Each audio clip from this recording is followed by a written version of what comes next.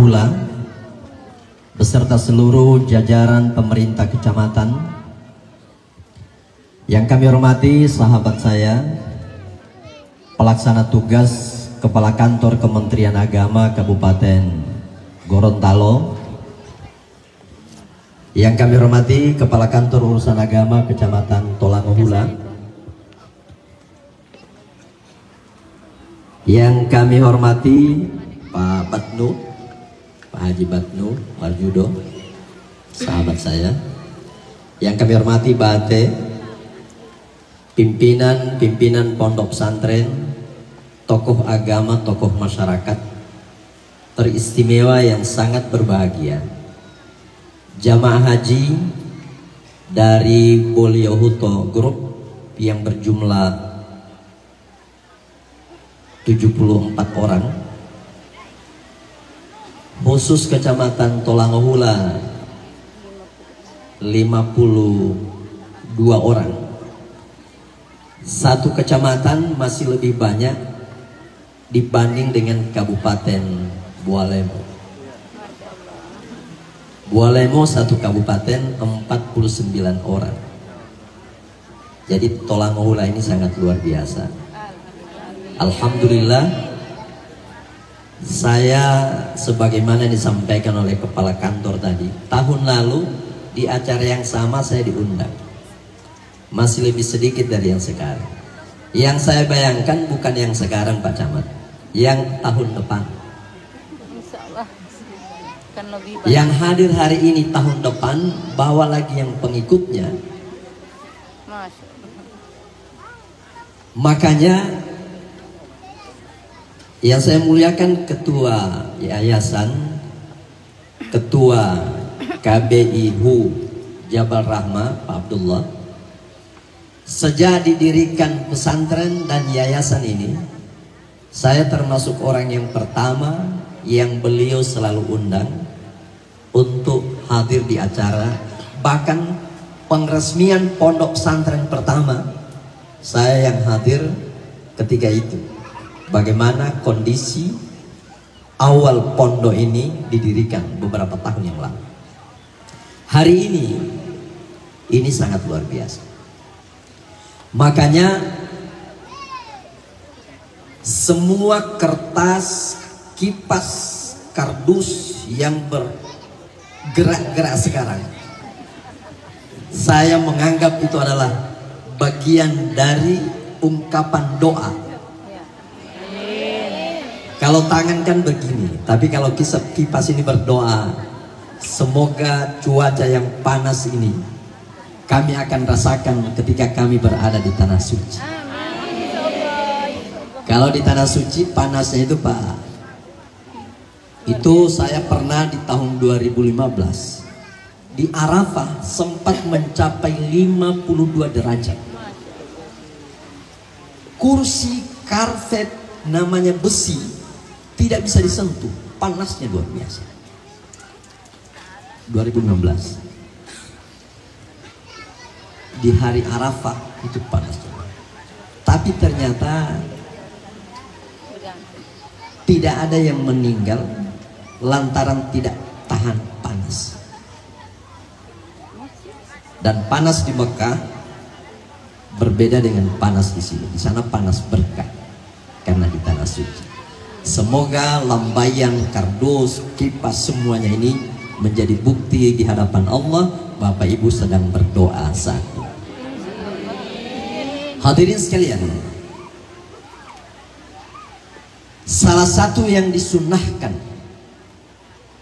kepada Bapak Ibu jamaah haji setelah niat, yaitu memperbanyak membaca talbiyah.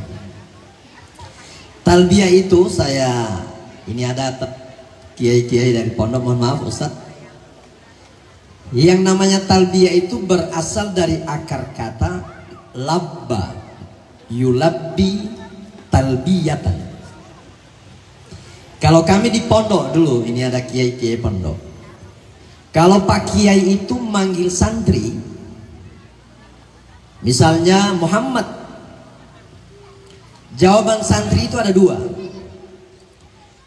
Kalau ketika santri dipanggil Muhammad, dia jawab na'am, maka ada kemungkinan itu anak tidak datang, hanya menyahut, tetap duduk di tempat.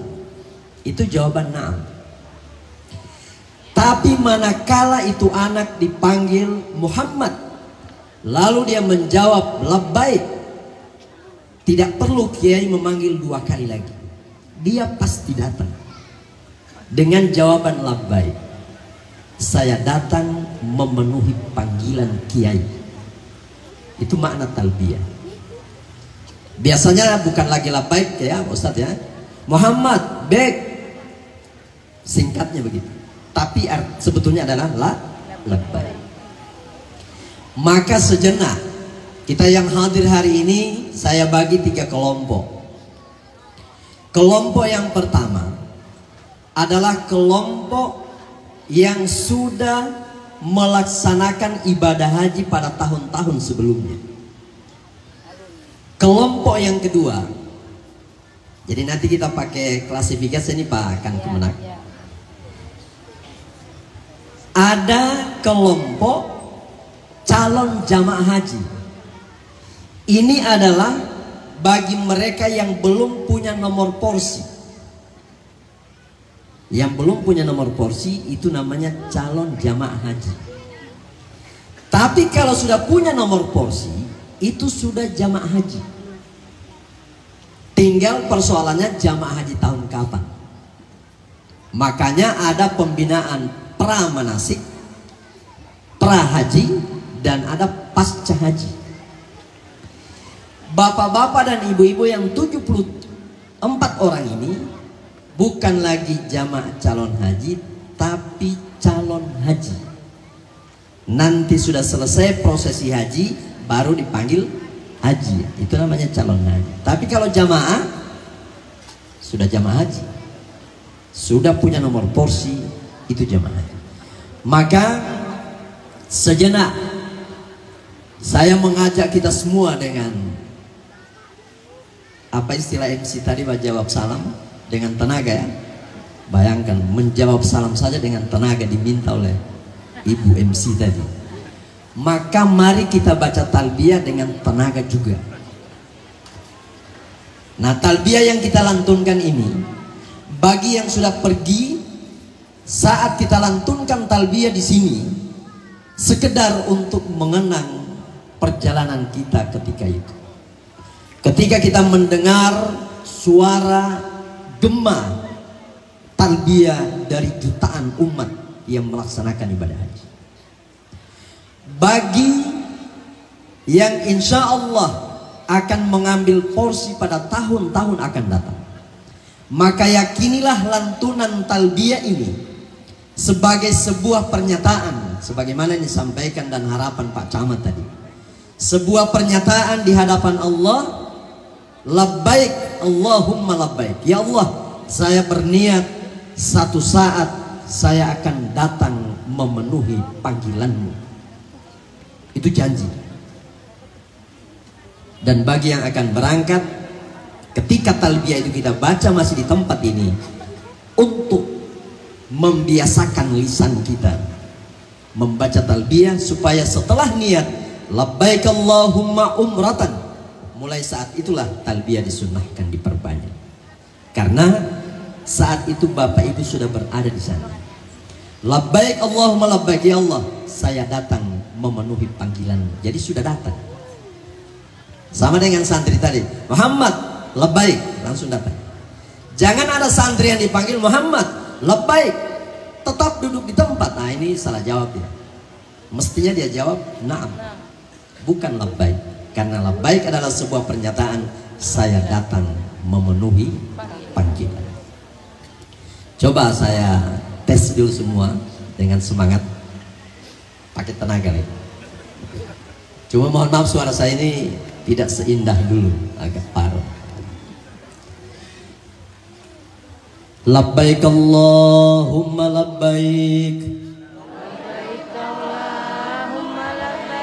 labbaik la syarika laka labbaik,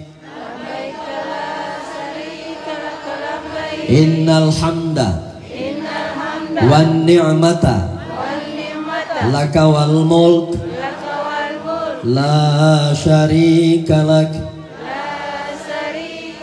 labbaik Allahumma labbaik labbaik la syarika laka labbaik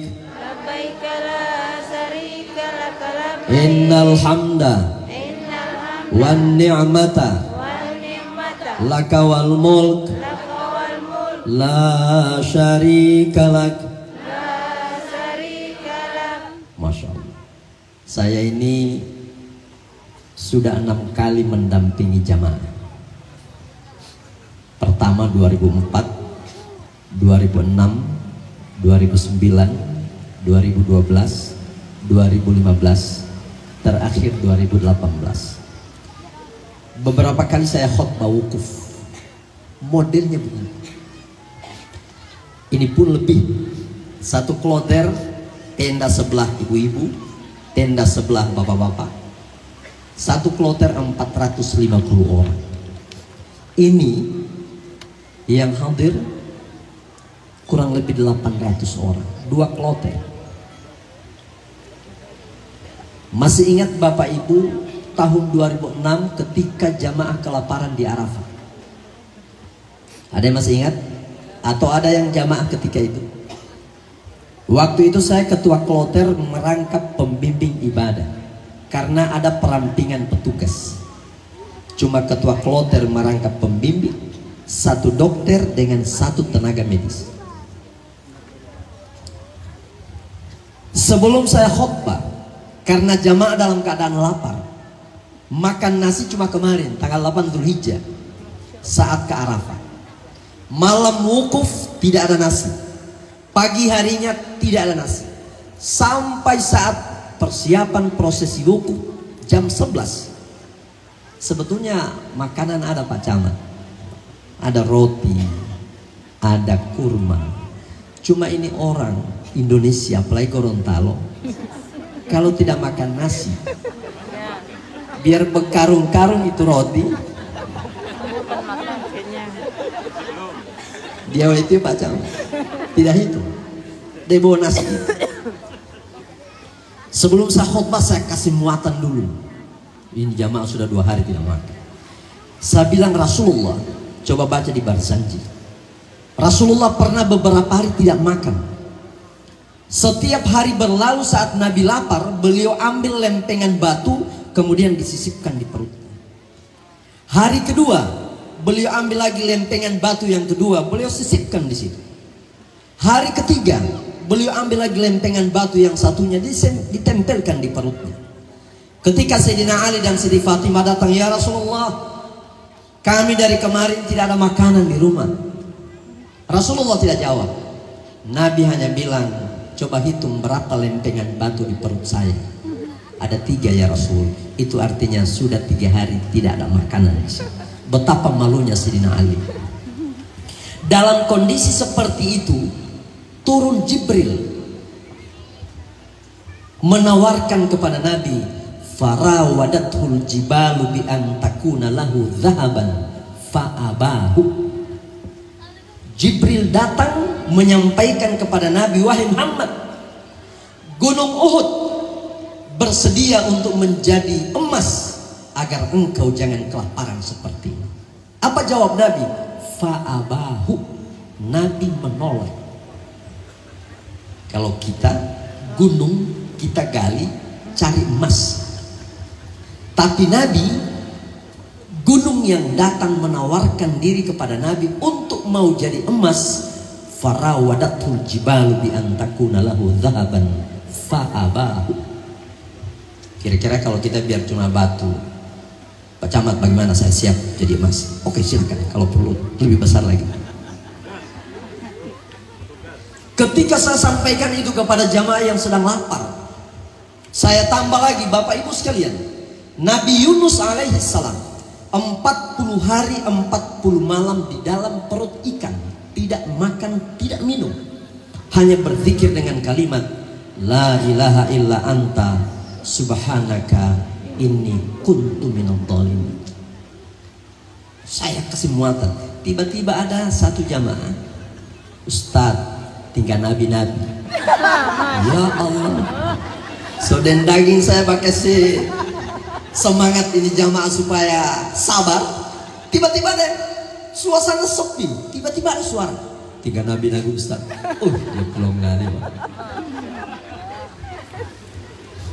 Dan di antara yang hadir itu siapa yang tidak kenal Tika Pulumbu Inga, kontraktor yang top di Gorontalo ini. Kalau jalanan-jalanan itu biasa beliau di situ. Kapulumbu Inga itu kakaknya Bupati Pohuwato. Cuma yang persoalan nama. Bupati Pohuwato namanya Saiful Bu Inga. Panggilannya Kak Epo. Tika Pulu yang kontraktor bukan Saiful namanya, tapi Adnan Bu Inga. Baku jauh. Sehingga ketika Bupati Saiful Bu Inga mencalonkan bupati, mereka pikir ini Tika Pulu. Karena Saiful Kapulu bisa connect kan? Ya. Tapi ini Saiful Bu Inga Kak Epo. Tika Pulu Adnan Bu Inga. Beliau hadir di situ Pak, jamaah saya. Orang yang banyak uang. Ada lagi satu Pak Yunus Karija, orang Randangan, kontraktor. Jadi banyak. Terakhir Tika Pulu bilang, Ustadz, pakai bahasa Gorontalo, depo loh mepen boka subilah itu ya. Masya Allah. Suruh cari biar cuma singkong rebus. Mau cari dari mana? Saat saya khutbah wukuf itu lebih syahdu daripada Idul Fitri. Hampir tidak ada yang tidak meneteskan air mata. Karena itu adalah Al-Hajju Arafah, puncak ibadah haji. Setelah itu peluk-pelukan, muncul kesadaran. Terakhir Pak Camat coba baku garam. Saya tahu ini bukan menangis karena sadar. Menangis karena lapar. Bukan gara-gara lapar ini. Bayangkan sedua hari tidak makan. Oh memang luar biasa. Jam 3 sore non kloter almarhum Pak Yunus Harun telepon saya, Ustadz, datang ke sini ada pembagian supermi dari pemerintah Indonesia. Pembagian supermi 1 kilo jalan akan ambil nota untuk jemput supermi. Wawilaliwal tidak pakai itu nota. Itu supermi dilempar dari kontainer. Bapak-bapak itu pegang kain ihram dari sudut-sudut. Begitu ada lemparan supermi ditangkap dengan. Memang banyak yang rusak ihram bapak-bapak ibu-ibu. Ini jaga baik-baik ihram karena masih dalam keadaan ihram. Sambil maki-maki presiden. Masya Allah. Ya Allah. Akhirnya saya bilang Pak Harun, kalau begini kondisinya tidak mendapat supermi, pulang dia. Pulang. Tidak dapat. Sampai Menteri Agama itu sementara sambutan di Mina, permohonan maaf atas peristiwa itu.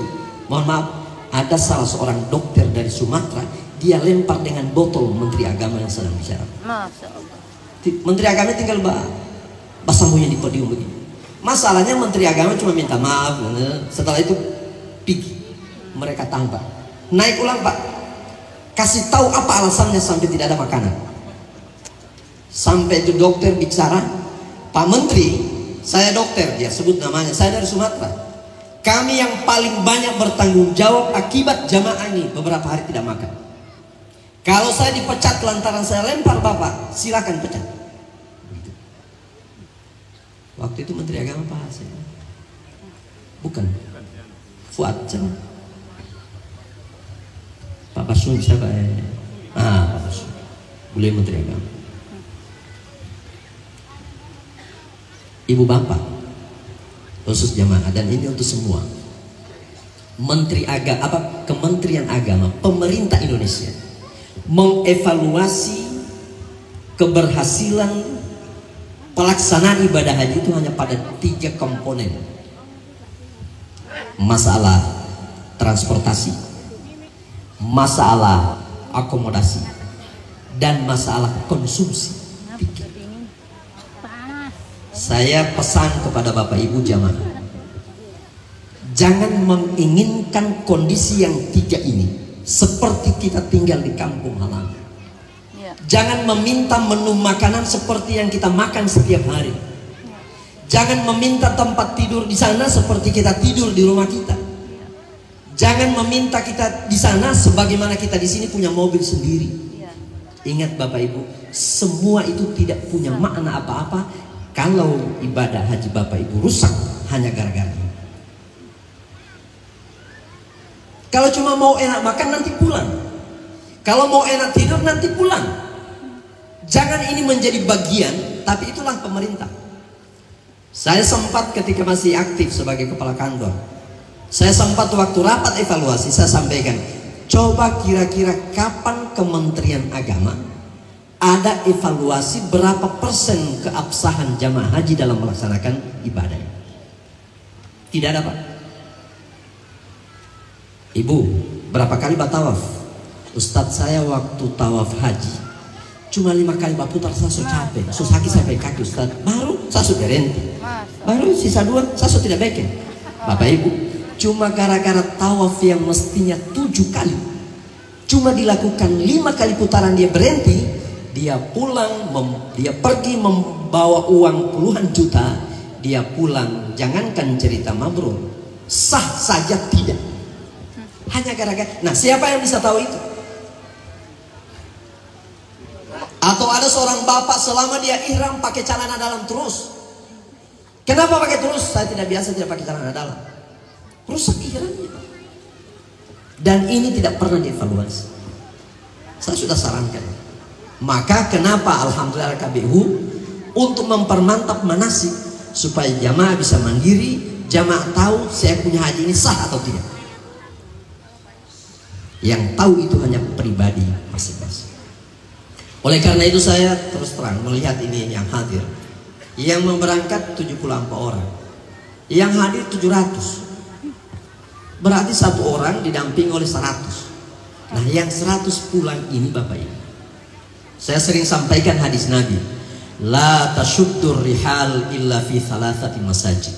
Ingat Bapak Ibu, Rasulullah katakan seorang muslim yang beriman tidak dianjurkan untuk berniat mau mengunjungi suatu tempat kecuali ke 3 masjid. Saya ulangi, seorang muslim tidak diperintahkan untuk berkunjung ke suatu tempat kecuali ke 3 masjid. Yang pertama Masjidil Haram di Mekah, yang kedua Masjid Nabawi di Madinah, mungkin yang ketiga ini jangan dulu, Masjidil Aqsa, mau pipa perang di sana. Tapi niat di hadis Nabi itu ketiga masjid ini harus ada niat.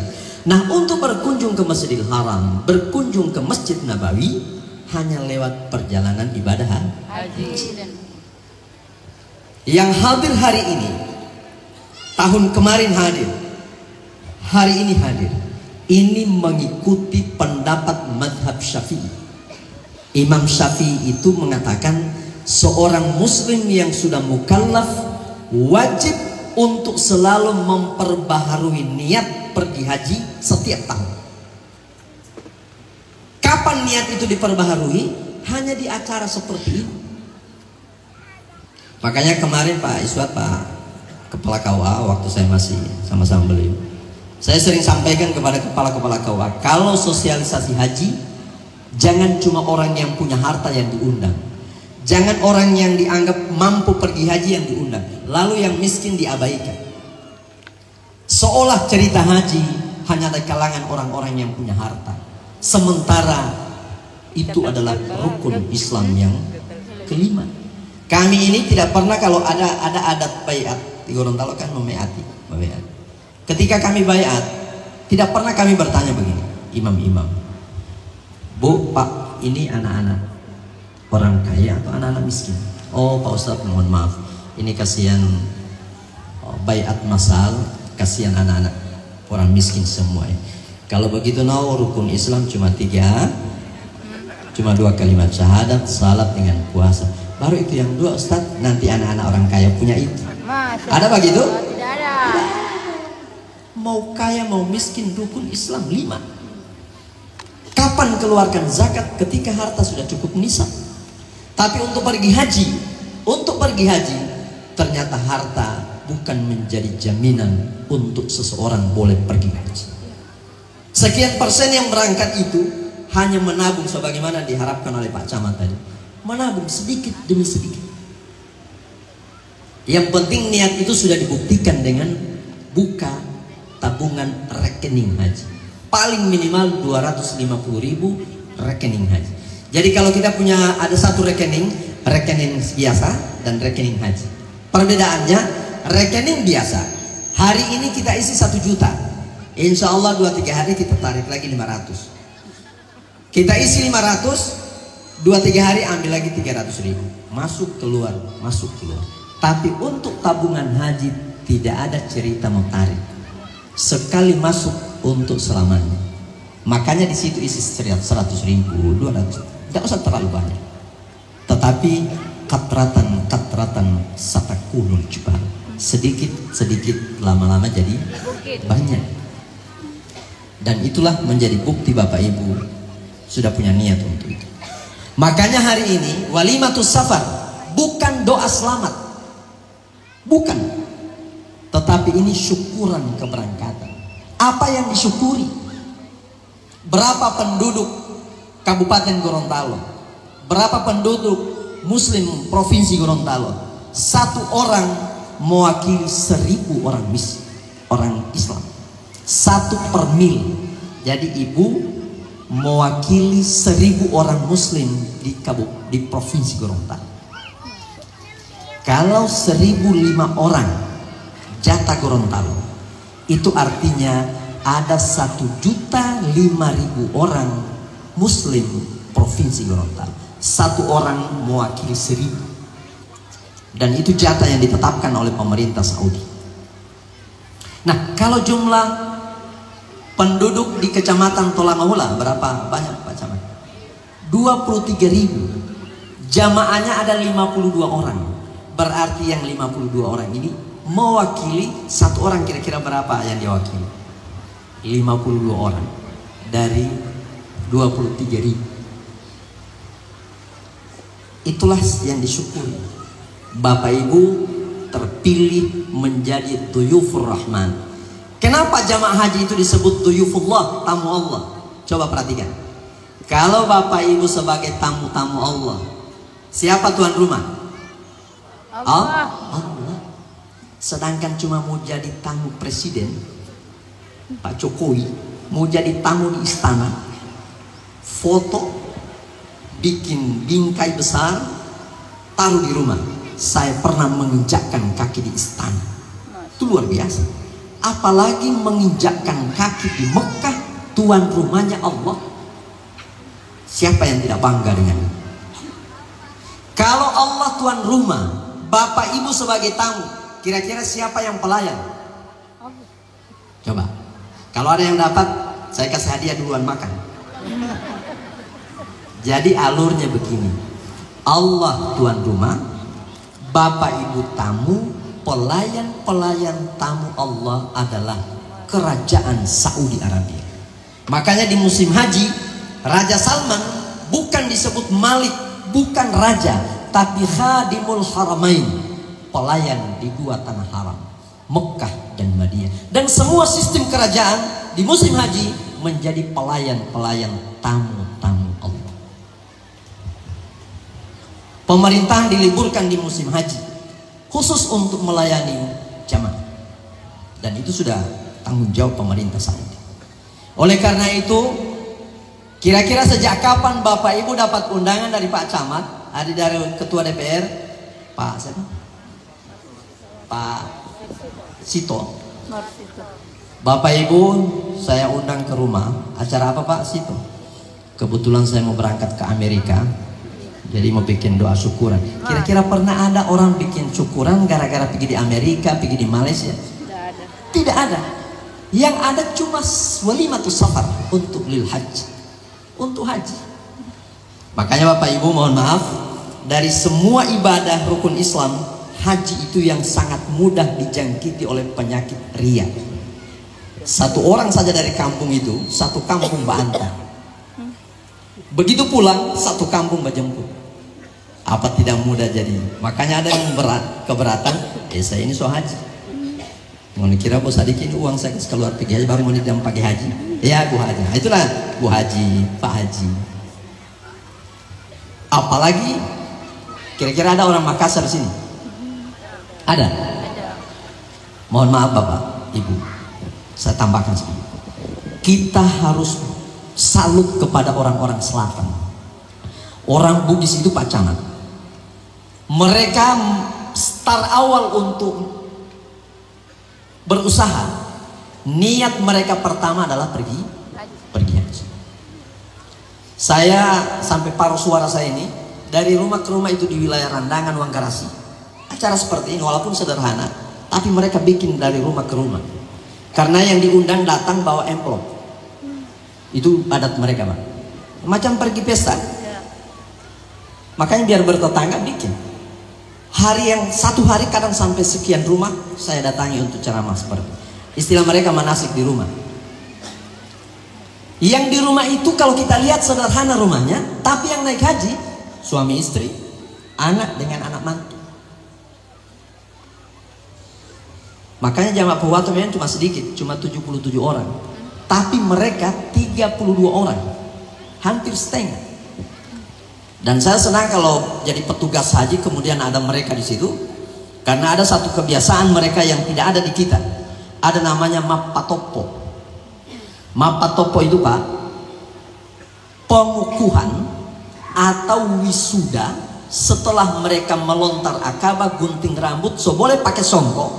Maka songkok putih ini mereka sudah bawa dari kampung. Begitu selesai tahallul awal, minta dipasangkan sama pembimbing ibadah.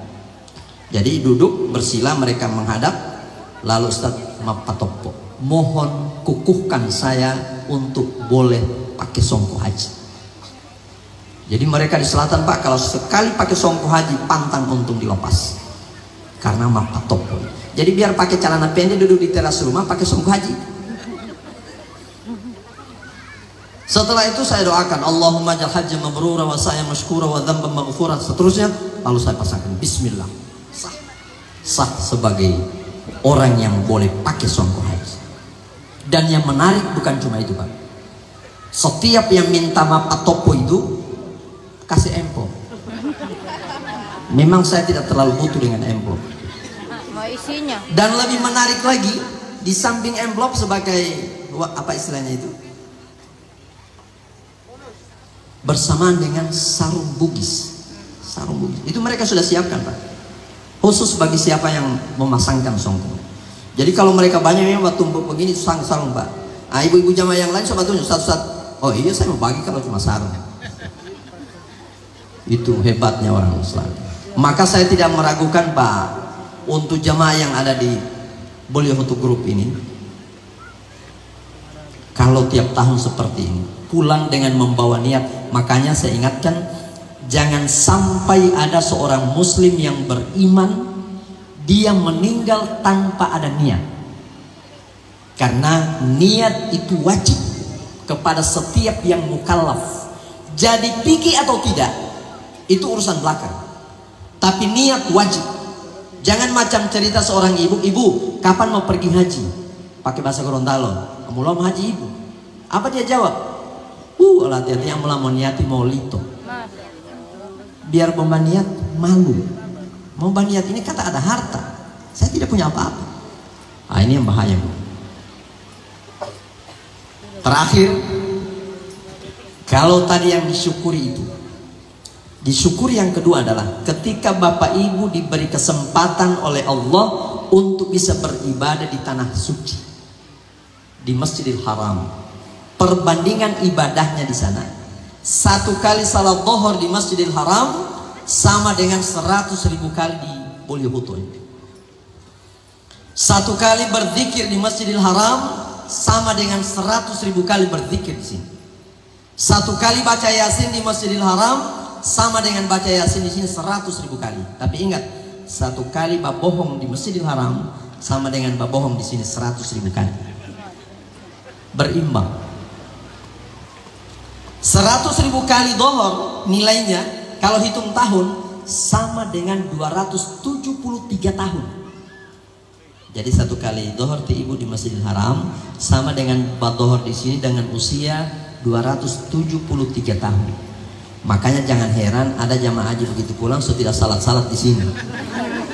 Ibu so tidak, jangan baku ikut orang mau nih. Saya ini so salat di Masjidil Haram satu kali salat sama dengan 100.000 kali sih. Jangan. Bukan begitu. Itu nilai pahalanya. Oleh karena itu Bapak Ibu sekalian dimuliakan Allah, mudah-mudahan kita yang hadir pada siang hari ini, insya Allah dicatat di hadapan Allah, pasti kecuali kita tidak beriman, bila tidak bergetar hati kita untuk niat, ya Allah semoga satu saat saya akan datang memenuhi panggilanmu. Makanya ibu-ibu biasakanlah talbiyah itu ya cuma sementara bermasak atau bercuci, labbaik Allahumma labbaik, labbaik la syarika lak labbaik, sebagai sebuah pernyataan, ya Allah saya berniat satu saat akan datang memenuhi panggilan. Bapak Ibu sekalian yang dimuliakan Allah, saya akhiri tausiah ini untuk pesan kepada Bapak Ibu yang akan pergi haji dan kepada kita yang sudah pulang beberapa tahun yang lalu. Ketika Rasulullah mengatakan al-hajjul mabrur laisa lahu jazaa'un illa jannah, haji yang diterima Allah tiada balasan lain kecuali surga, itu janji Allah. Kapan itu surga? Sampai kita meninggal. Sejak pulang kita menanti kapan meninggal, terpelihara haji kita sampai kita meninggal. Itulah masa yang dijanjikan oleh Allah.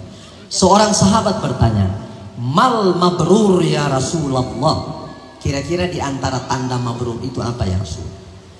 Nabi jawab dua. Sebetulnya bukan cuma dua, tapi Rasulullah kadang menjawab pertanyaan kondisional sesuai dengan yang bertanya. Nabi jawab dua. Yang pertama, layyinul kalam, tutur katanya jadi sopan santun, tutur ucapannya jadi lemah lembut. Makanya Pak anggota DPR Pak, saya sering kasih contoh di mana sih, saya bilang begini, saya ambil tempat sini. Misalnya Bapak pegang tas di kanan, di kiri juga ada yang ditenteng, di pundak ada yang diletakkan, yang lain tinggal digeser dengan kaki. Tiba-tiba ibu bilang, Pak, minta tolong angkakan saya punya tas. Ndek, kira-kira mata metala lalu tidak. Di sini muliakan mabrur haji atau tidak? Bawa butang kan? Bawa pitoti ibu ini, saya ini so semua saya punya tangan Bapak pegang baru ibu. Kalau itu jawaban Bapak, dijamin tidak mabrur haji. Dijamin. Yang mabrurnya bagaimana? Di tangan kanan ada bawaan, di kiri ada yang ditendeng, di pundak ada yang diletakkan. Tiba-tiba ada ibu minta tolong. Kalau kita mampu mengatakan, ibu tunggu saya mengantar dulu saya punya, nanti saya balik ulang saya mengangkat ibu. Kalau perlu ibu saya polos satu kali. Kalau ini jawabannya, asal jangan yang tambahan terakhir itu. Kalau yang terakhir itu kepala atau nyawa itu, ibu saya mengantar saya punya, nanti saya balik saya mengangkat. Oh, kalau jawaban itu muncul, mabrur Pak, mabrur haji, dan tandanya itu yang tadi layyinul kalam. Dan ini berat Pak, apalagi di Armusna, di Musdalifah, menyeberang, Allahu Akbar. Semua sibuk, disinilah nafsi-nafsi. Tapi ketika kita mampu menyiapkan diri untuk membantu orang, kita punya tambahan bonus ibadah haji perjalanan kita ketika itu.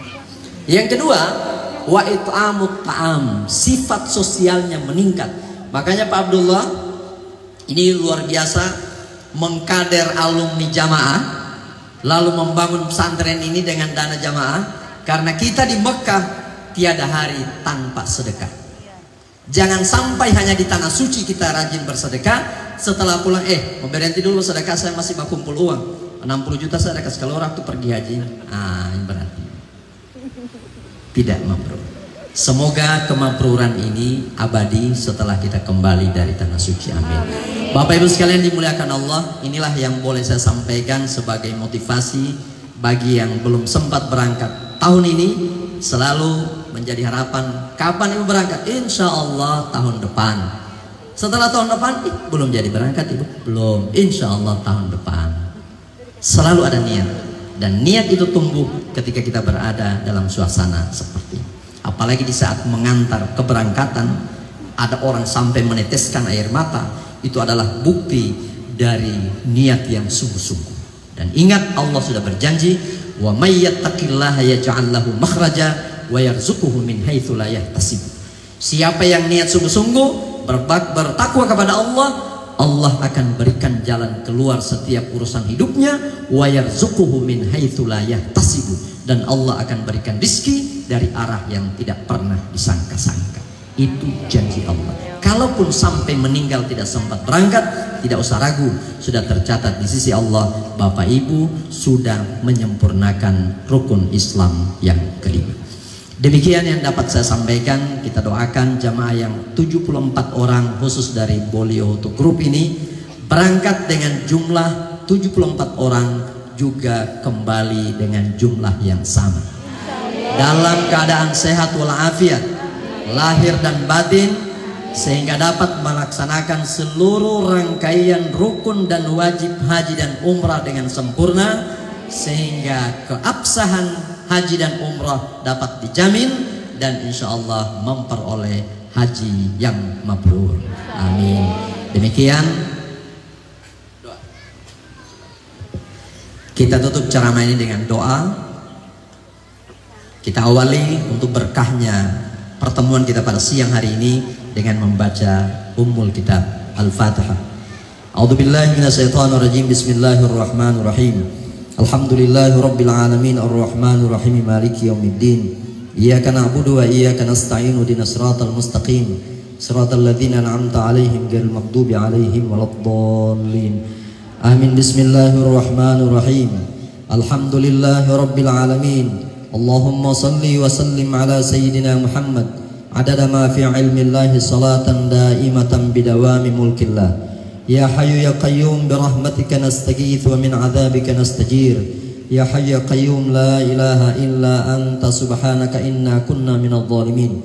Allahumma ij'al ijtima'ana ijtima'an marhuma waj'al tafarruqana min ba'dihi tafarruqan ma'suma wa la taj'al fina shaqiyyan wa la mahruma. Allahumma jammilna bil afiyati was salama wa hakikna bit taqwa wal istiqamah wa a'idna min mujibatin nadama innaka sami'ud du'a. Allahumma ja'al hajjahum hajjan mabrura wa sa'yan mashkura wa dhanban maghfura wa amalan salihan maqbula wa tijaratan lan tabur. Ya 'alima ma fis sudur akhrijna ya Allah minadh dhulumati ilan nur. Rabbana atina fid dunya hasanah wa fil akhirati hasanah wa qina adzaban nar. Wa sallallahu ala sayyidina Muhammad wa ala alihi wa sahbihi wasallim. Subhana rabbika rabbil izzati amma yasifun wa salamun alal mursalin walhamdulillahi rabbil alamin. Terima kasih, mohon maaf. Hadanallahu wa iyyakum ajmain. Wallahu musta'an. Wassalamualaikum warahmatullahi wabarakatuh. Waalaikumsalam warahmatullahi wabarakatuh.